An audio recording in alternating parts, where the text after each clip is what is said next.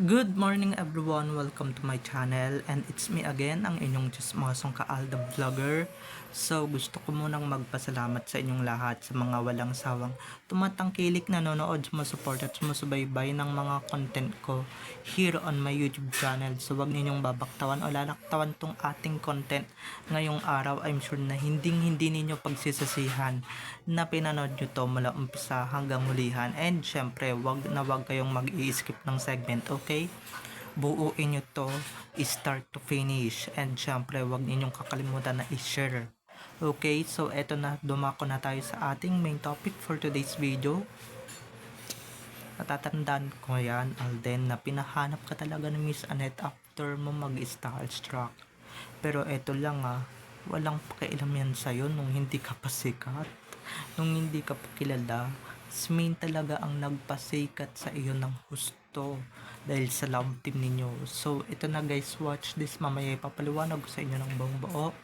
So ito na guys, watch this. Why pinahanap ako during that time was Miss Annette Roson Valdez. Yeah. She was the one who was very persistent, and she knows that. I've been thanking her every time I got the chance to, na if not for her, I wouldn't be here. Wow. At kung nakita nyo na ngayong recap, so once again si TTO sa mga admins. So dumako na tayo sa ating main topic for today's video. Always grateful and thankful nga si Alden Richard sa GMA kasi nga 'di ba? Doon siya nanggaling at doon siya nag-umpisa, pero ito lang at may backstory pa yan na after niya matalo sa Starstruck, pinahanap nga siya na itong boss niyang babae na si Miss Annette Goson. So siya talaga yung dahilan. Ito lang nung mga panahon na yan, wala pang pakialam sa'yo yung mga taong yan, di ba? Wala pang pakialam sila, walang pakialam pa yung kanguso sa'yo dati, di ba? Nung hindi ka pa sikat, hindi ka pa kilala, o sino yung mga inuuna nilang artista, di ba? At sino yung nasa front? Sina Elmo, sina Julian, di ba? Sina Barbie, ikaw nasa likod lang, tapos ngayon tatanaw ka ng utang na loob, 'di ba? Kung meron mang dapat kang pagtanawan ng utang na loob, walang iba kundi si Main, okay? Si Main lang talaga, dahil si Main lang talaga yung nakapagpasikat and syempre nakapagbuhat sa'yo, 'di ba?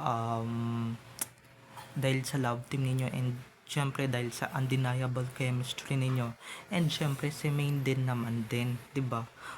Kung di mo siyang hinikitian hindi naman siya kikiligin, or kung hindi naman kayo nagngiti ang dalawa sa isa't isa, di ba? Baliwala lang yon.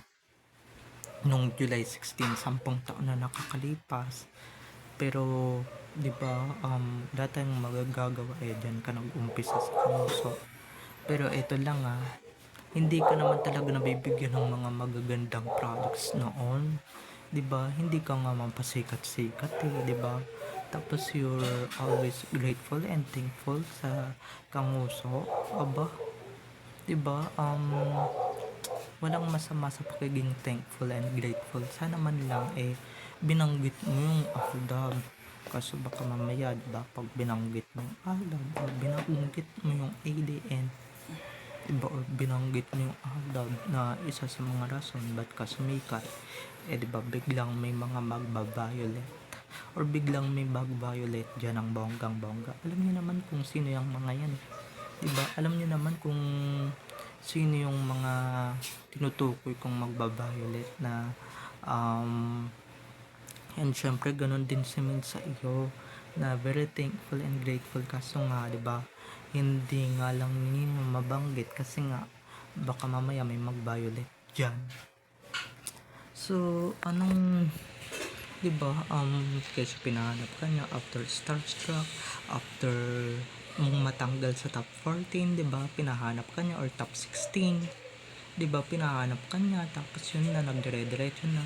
Pero eto ang biggest factor ng career mo. Oo nga, may career ka sa GMA, pero hanggang dun lang yun. Pero yung biggest factor ng career mo, is yung Aldab. 'Di ba? Yung Aldab talaga ang biggest factor ng career ni Alden noong 2015. Talagang beyond grateful and thankful dapat siya doon um, na maging thankful and grateful siya na kung hindi dahil sa Aldab at kung hindi dahil um, sa Aldab or sa kanila ni Maine, di ba? Hindi naman sisikat ang bawat isa. Hindi naman makikilala ang bawat isa, di ba? Hindi naman magiging phenomenal ang bawat isa sa kanila kung hindi sila nagpansinan or hindi sila kinilig or hindi sila pinokso, whatever. Di ba? Or si Yaya Dab kasi nga, di ba? Ibang iba pala yung Nico Maine pati yung Richard Parkerson sa showbiz nilang pagkatao. Okay, pero okay lang yan kahit na hindi naman niya mabanggit, pero alam naman niya sa sarili niya na talagang Aldab talaga ang may biggest impact, may biggest factor, may biggest na ambag sa career ni Alden, 'di ba? Yung GMA may ambag din naman, kaso 'di ba iba yung binibigyan nila ng magagandang projects, magagandang exposure, 'di ba? Laging nasa likod si Tisoy noon, Party Pilipinas Stan. Tapos sasabihin niyo na pinasikat niyo si Alden talaga na Party Pilipinas pa lang kitang-kita ko na talaga na laging nasa likod si Alden Richards or laging nakatunganga, 'di ba? Laging mukhang tanga sa mga ngayon micro starlet yun na or sa mga starlet yun na ngayon na sina Julian. Yan yung totoo at yan yung katotohanan talaga. Kaya wag kayong magsisinungaling or wag kayong maging sinungaling na pinasikat ninyo, may pakialam kayo kay Alden. Oo, pinahanap ninyo si Alden. Since nung natalo siya sa Starstruck, at doon na nag-umpisa umusbong yung career niya. Pero hanggang doon lang yun, 'di ba? Paso-so. Pero aminin nyo na talaga na Aldab talaga ang may biggest impact at factor sa buhay ni Alden Richards. Wala nang iba pa, wala na talaga. 'Di ba? Ang beyond words talaga, guys, dahil incomparable talaga ang chemistry ng Aldab noong 2015. 'Di ba? Isang masungit na yaya na in love sa isang gwapong ganun yung istorya ng KS, okay, sa isang gwapong binata na nagngangalang Alden Richards, 'di ba? Doon nag-umpisa yon. So ako, wag ninyo akong lulukohin na talagang beyond grateful siya sa GMA. Hindi lang niya talaga masabi na talagang malaking impact. Halatang halata naman sa mata ni Alden na nagsisinungaling siya, 'di ba? Biggest impact talaga sa karera niya talaga kung ba't siya naging Alden Richards pa ng husto. Walang iba kundi dahil sa Aldab at kung hindi dahil sa tambalan nila ni Maine. 'Di ba? That's the real reason ba't siya naging sobrang sikat, 'di ba? Oo nga, nasa GMA ka, nasa Party Pilipinas ka. Pero natatamasa mo ba noon? Yung natamasa mo during Aldab era na maraming commercial, maraming endorsements, maraming mga brands na kumukuha sa'yo, diba? Maraming mga nagtitiwala sa'yo, marami kang product, tambak, diba? Nung nag-uumpisa ka sa GMA, diba? After Starstruck, diba? Natalo ka, nag-umpisa ka, nag-Party Pilipinas ka, Twin Academy, Pro Extra, Twin Hearts, 'di ba? Na may extra ka rin sa movies, nagbida ka sa Indio pero sa kapraso lang yun sa Ilustrado, 'di ba? At kung sino-sino pang mga babae yung lady mo, 'di ba? So, wala ding masama doon. Ang tawag doon, humble beginnings. Pero, yun ata yung binabanggit ni Alden. Pero, hindi lang niya maamin talaga na talagang biggest factor ng career niya or talagang napakalaki ng ambag sa buhay niya is yung Aldab talaga or yung love team nila talaga ni Main Mendoza na talagang pumutok ng gusto sa buong sambayan ng Pilipino or sa buong mundo. Ganyan yung impact ng Aldab, kaya wag ninyong sasabihin na talagang GMA purely nagpasikat kay Alden. Talaga ba? Hindi nyo nga yun napakapansin nung araw, di ba? Puro kayo Julie Elmo, di ba? Or sino-sino yung binibigyan ninyo ng lead star, sayo ko na lang mag name drop, diba? Sino yung mga naka-front sa camera, samantalang si Alden nasa likod lang, diba? Ganun si Alden ng araw, pero naranasan niyang hindi maging passers-by, hindi niya naranasan na maging nasa likod na nag-host na siya ng main reality show na SPS during Aldab era. Kaya talagang beyond grateful and thankful talaga sa Aldab na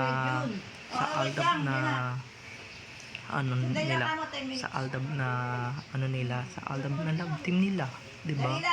So, babay na mga ka-ADN. I love you all. Have a nice day. Keep safe and God bless everyone. So, babay na mga ka-ADN. Enjoy watching everyone. Bye-bye. Kitang-kita naman sa mata ni Tisoy, di ba? Kitang-kita naman sa mata ni Tisoy na gusto niya talagang banggitin yung Aldab na one of the biggest factors sa kanyang career at kung ba't siya naging Alden Richards. Kaso nga, hindi niya nga mabanggit-banggit dahil baka mamaya or baka may nakabantay sa kanya, di ba? Pero kitang-kita sa mata niya na gustong-gusto niya talagang banggitin, sambitin ang Aldab and syempre yung Aldab Nation na one of the biggest factors sa kanyang karera or sa kanyang showbiz career. 'Di ba? Hindi siya magiging si Alden Richard kung hindi dahil sa Aldab, 'di ba? At kung hindi dahil kay Main.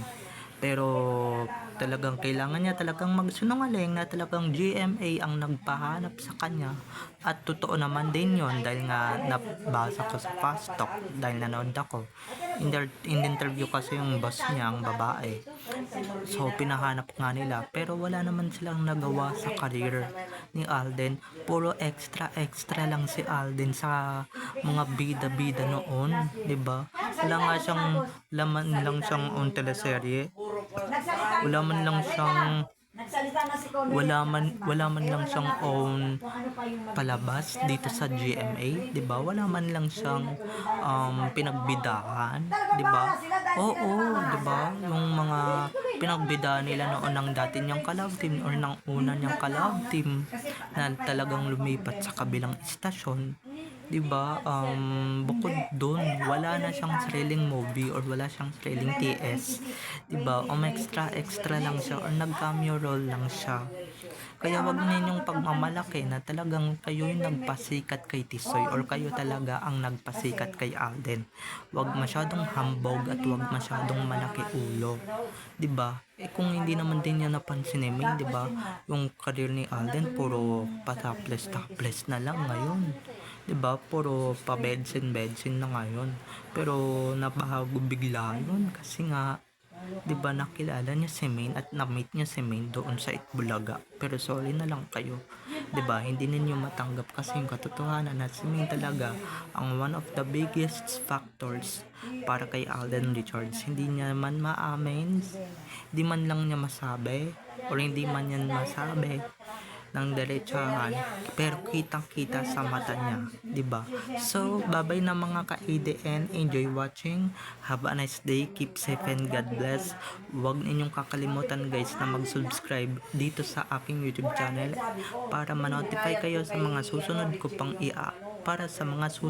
pang i-upload ng mga videos tungkol kina Main at Alden and syempre tungkol sa kanilang mga buhay-buhay inside or outside man yan sa showbiz.